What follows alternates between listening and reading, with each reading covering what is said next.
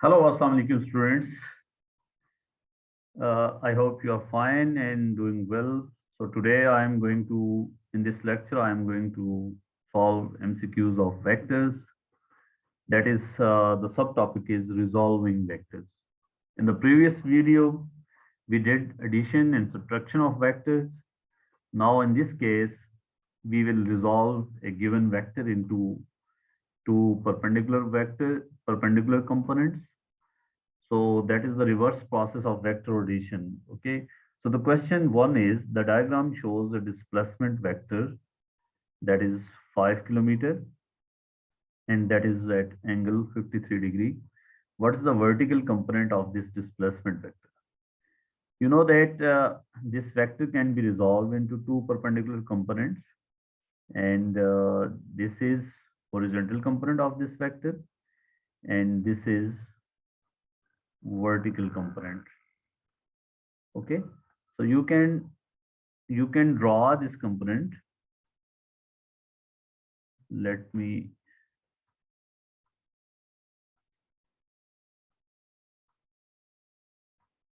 wait. So this is theta, and you know that this is right angle triangle, and these are two perpendicular components. This is a vertical component we have to find in this case. So vertical component is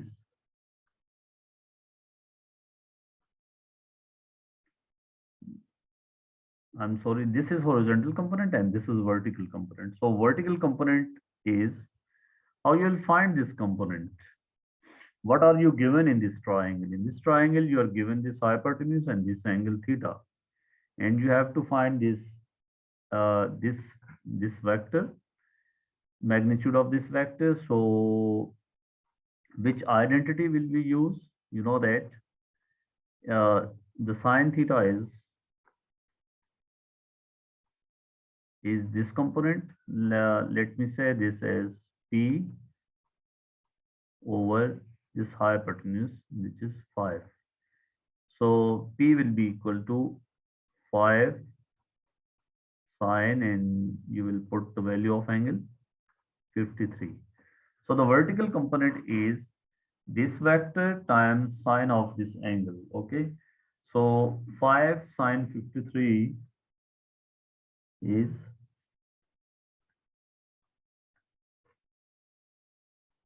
the answer is 3.99. So this is 3.99. So B is your answer.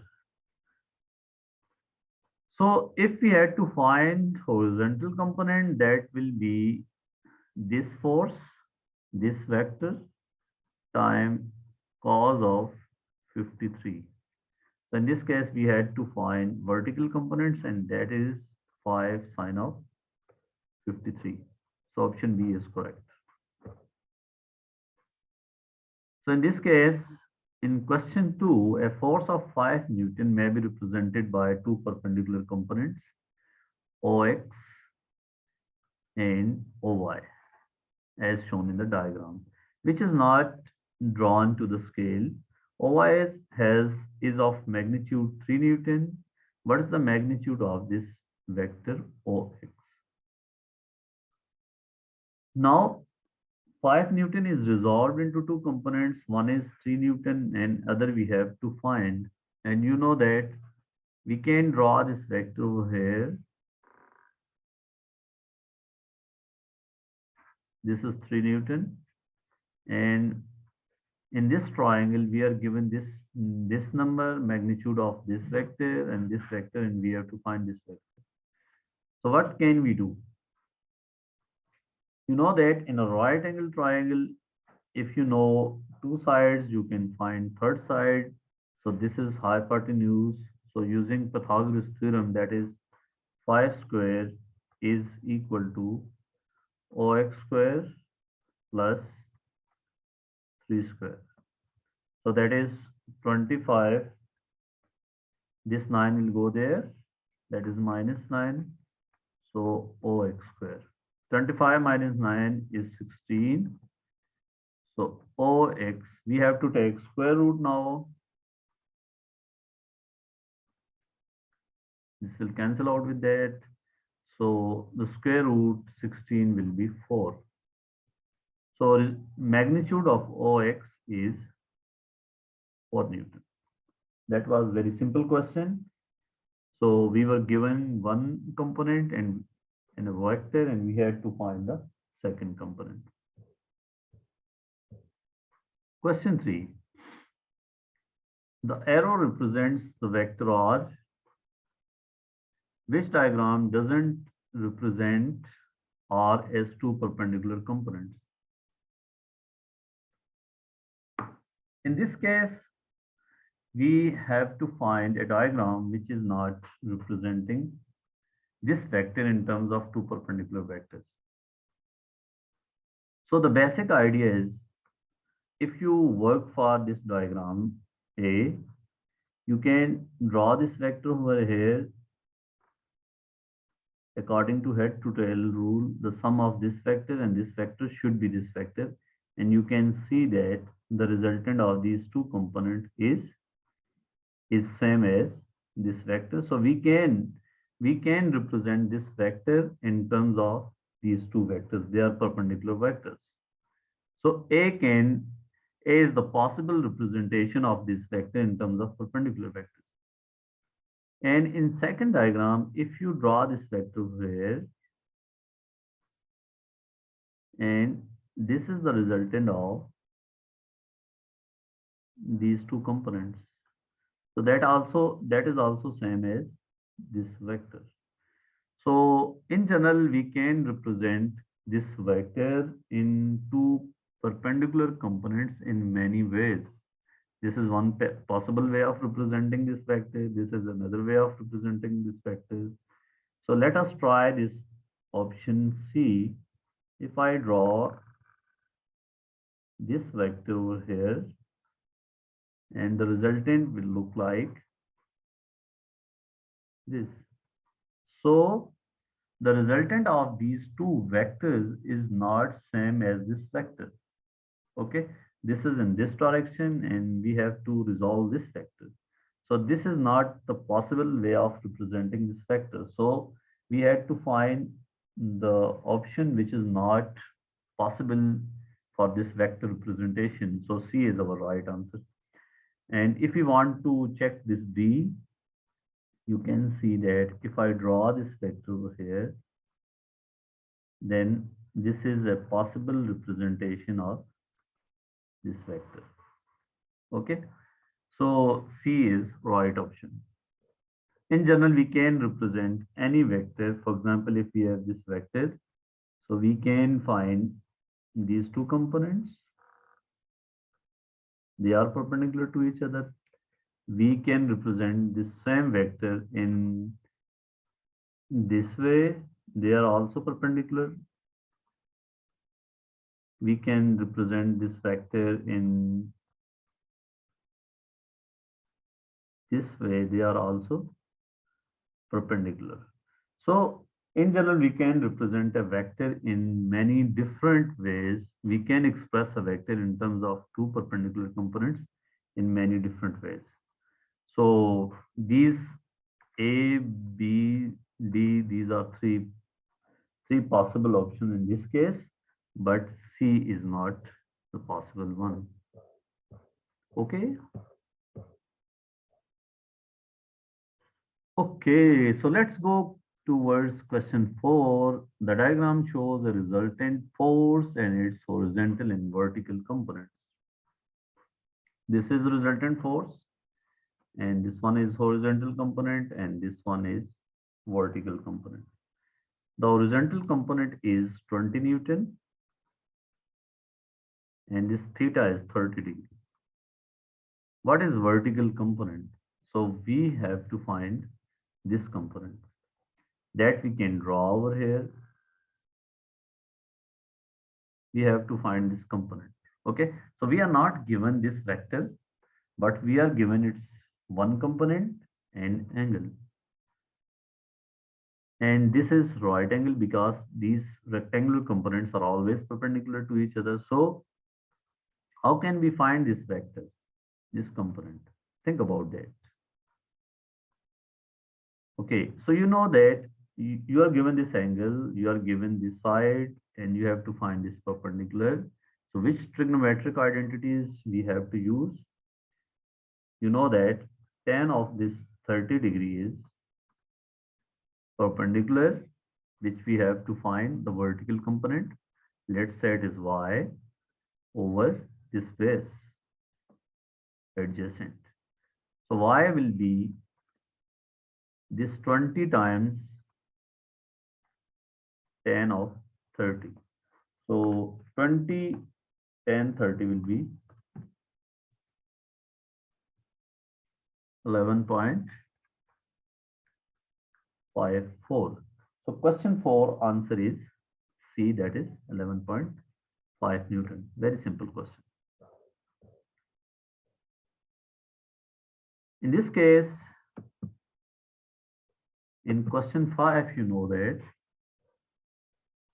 a vector has magnitude R and perpendicular components P and Q as shown in the diagram.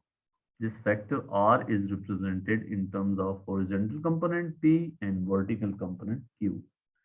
Which row correctly describes the perpendicular components? This, the value, the magnitude of this vector is R and this is theta. For this perpendicular components, you know that this is perpendicular components, and you will use sine of this angle. Sine of theta is perpendicular components, that is, let's say vertical components over this R. That is, let's say this is y and this is x. So you will use cosine theta, that is opposite by hypotenuse. So vertical component is R sine theta.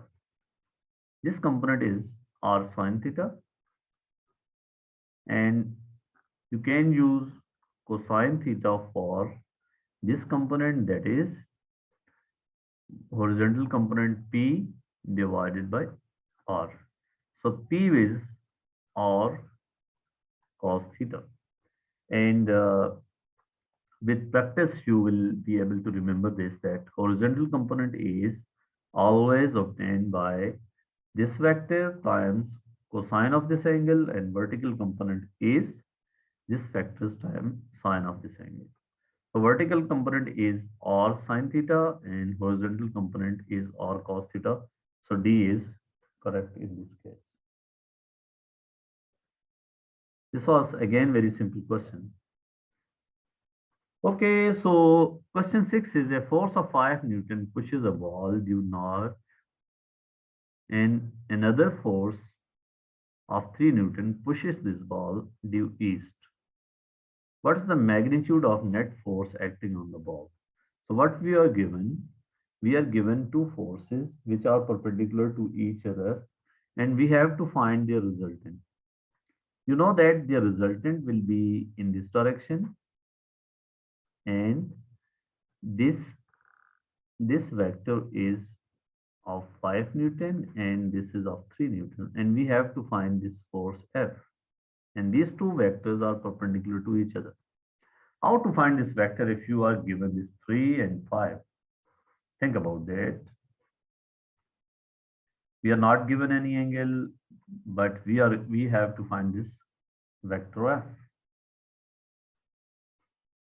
So this is right angle triangle and we have to find perpendicular hypotenuse, and you know that this is related by Pythagoras theorem, that is F square is 3 square base square plus perpendicular square. So that is 9 plus 25, which is equal to 36. So F square is 36. So what does this mean? What about F? So F is square root of 36. That is, sorry, this is not 36. I'm sorry. This is 34. So square root of 34 is, if you take square root of 34, you will get 5.8. So C is correct option.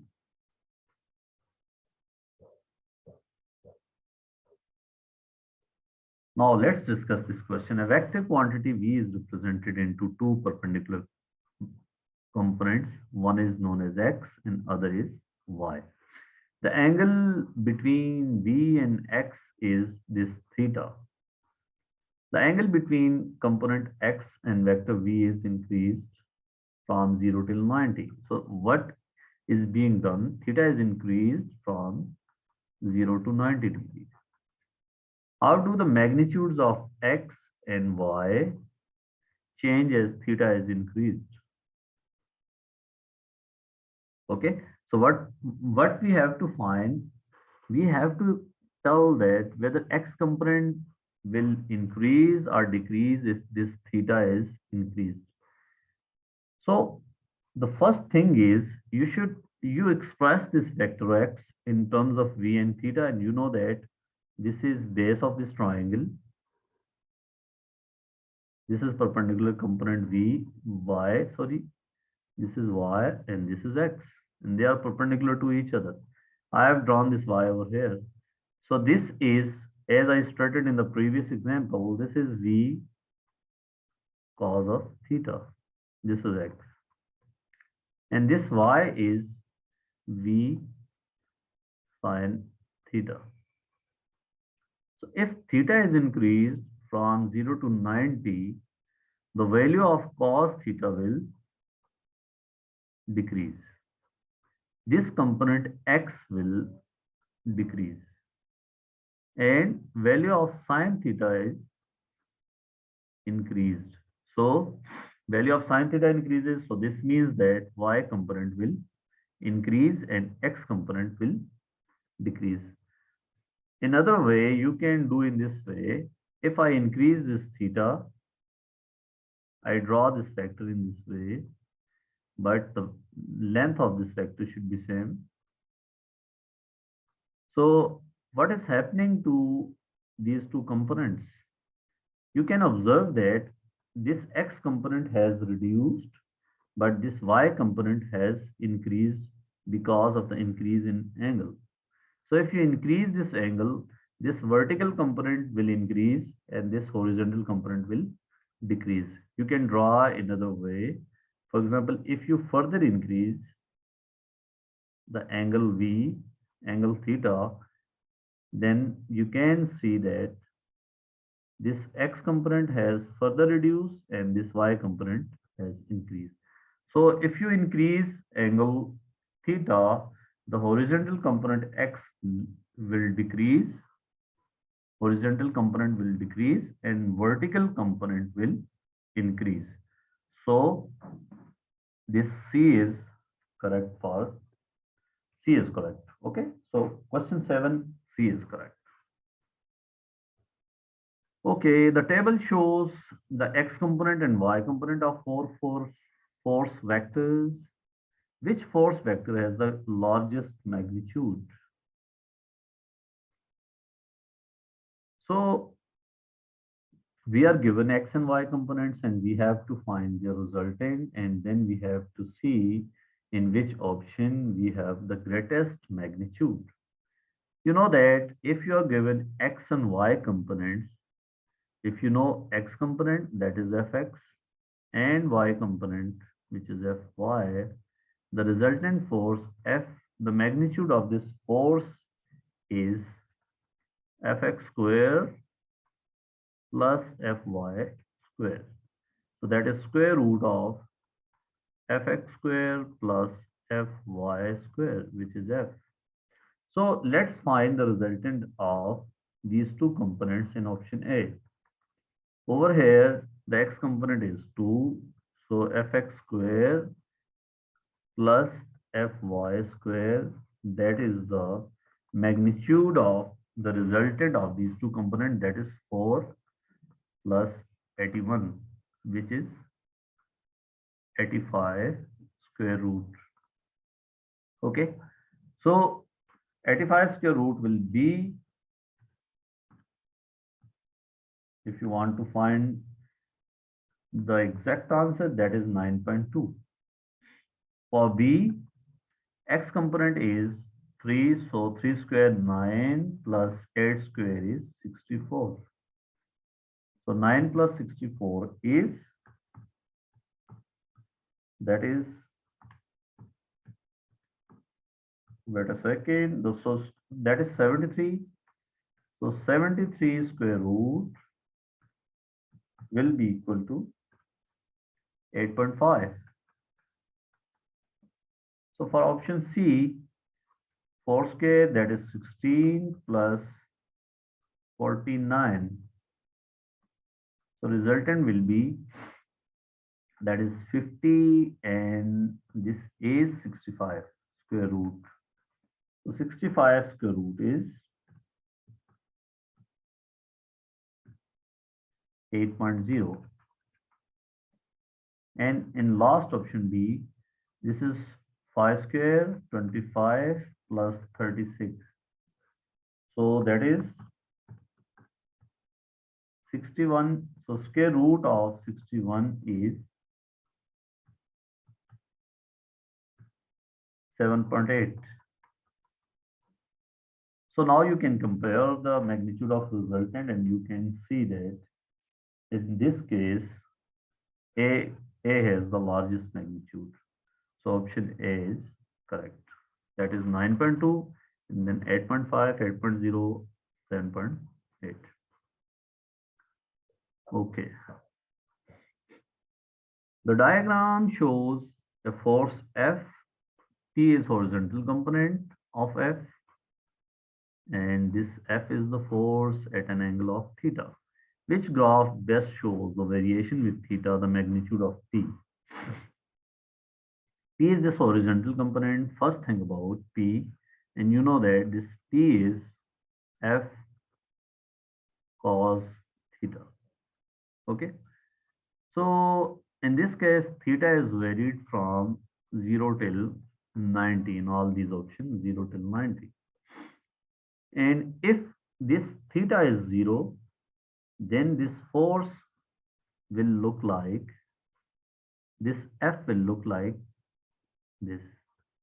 If theta is 0, then this P will be maximum. And cos of 0, you know that cos of 0 is 1. So P in this case will be F. So horizontal component P will be maximum when theta is 0. So at theta 0, in option B, P is 0, so you will reject this. And in C, when theta is 0, P is 0, so you will reject. You will eliminate these two options. Okay. So when theta is increased and theta becomes 90 degree, then this force F look like this. Then this x component becomes, the P will become 0 in this case. So at 90 degree, P is 0. So at 0 degree, P is maximum. At 0 degree, P is maximum. At 90 degree, P is 0 in option D. At 0 degree, P is maximum. At 90 degree, P is 0. But how to select which one is the correct option? For this purpose, you should know that the graph of cosine theta is, cos theta is like this. This is graph of cos theta. That is at 0 degree, this is maximum. At 90 degree, this is 0. And then at 360, it will have like this. So this is graph of cos of theta, and that is maximum at 0, that is 0 at 90 degree, but at 180 degree it will be -1, and at 270 it will be 0. So this is graph of cosine theta. I hope you have done this in your O level. So up till 90, this graph will look like this. So that's why this is according to option A. So option A is correct, and option D is also incorrect. Okay.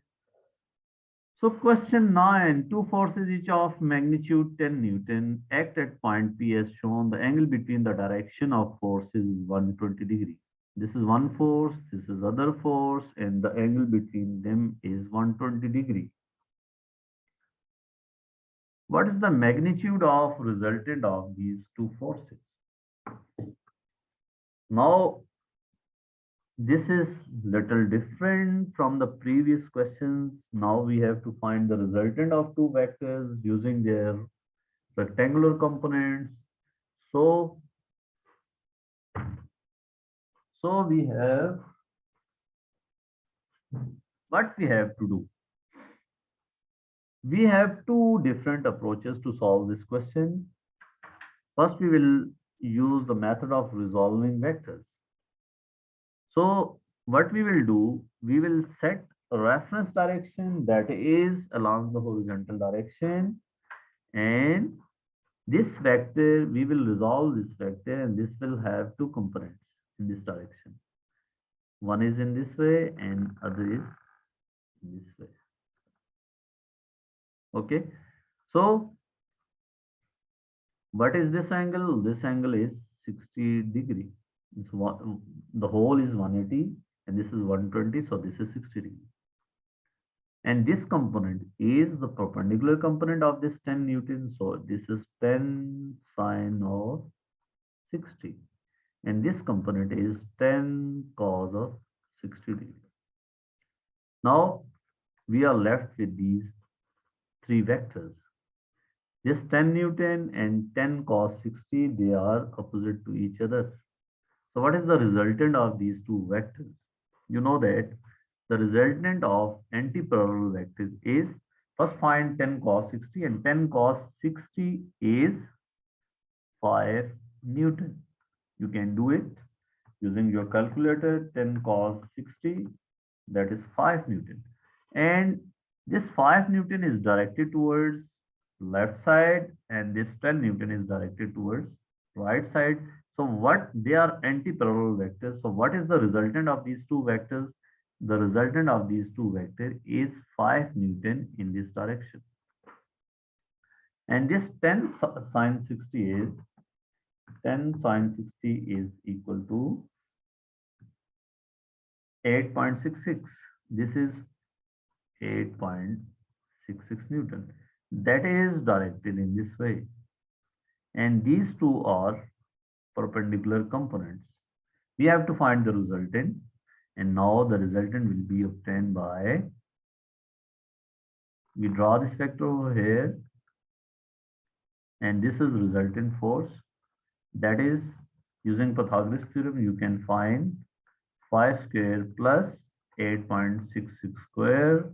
So F is 5 square plus 8.66 square. And then we have to take square root. So square root of answer is 9.999. So B is correct. Okay. So what is the basic idea? You have to set a reference direction. For example, in this case, you can choose a horizontal and vertical direction, x-axis, and this is y-axis. So we don't need to resolve this vector 10 Newton because this is parallel to x-axis. There is no vertical component of this 10 Newton force. But this 10 Newton force has two components. Horizontal component is along left side direction. So you have to put the arrows carefully because they are important. As this vector is in this direction, so this component should be in the left direction and this component should be in the upward direction because these two are components and this is the resultant of these two vectors. And then you will add up the components. So 10 and 5 when added will give you 5. And this is only horizontal vertical component, that is 8.66. So what you will find fx resultant of x components, and then you will find net or resultant of y components, and then you will use this formula fx square plus fy square, that is square root of this, using Pythagoras theorem. So another important thing, when two equal forces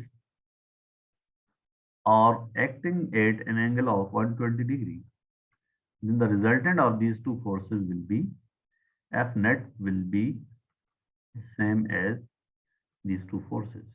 You can verify that. So this is general rule. Let's do this last question. Two dogs pull a sledge along a icy track as shown in this. As shown, this is icy. This is sledge, and this is one dog that is applying force of 120 Newton at an angle of 45 with vertical, and this is applying force of 200 Newton at an angle of 65 degree. So dog X pulls with this force at an angle of this, and dog Y pulls with this force at an angle of this. What's the resultant forward force on the sledge exerted by two dogs? So what we have to find? We have to find the resultant this forward force. Okay. So the basic idea is you will resolve these two forces. This force 200 Newton, and the x component of this force is, this angle is this whole is 90 minus 65 is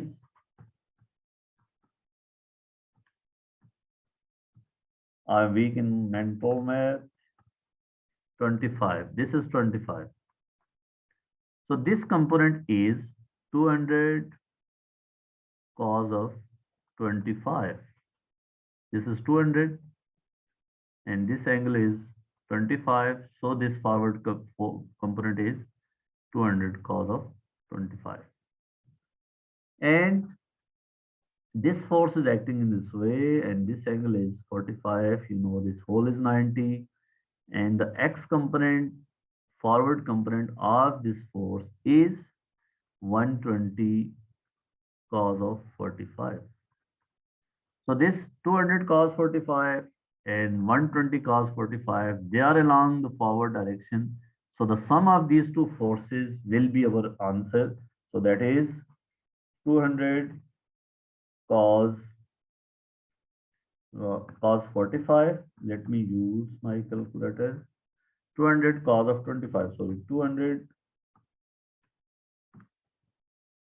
cos of 25 plus 120 cos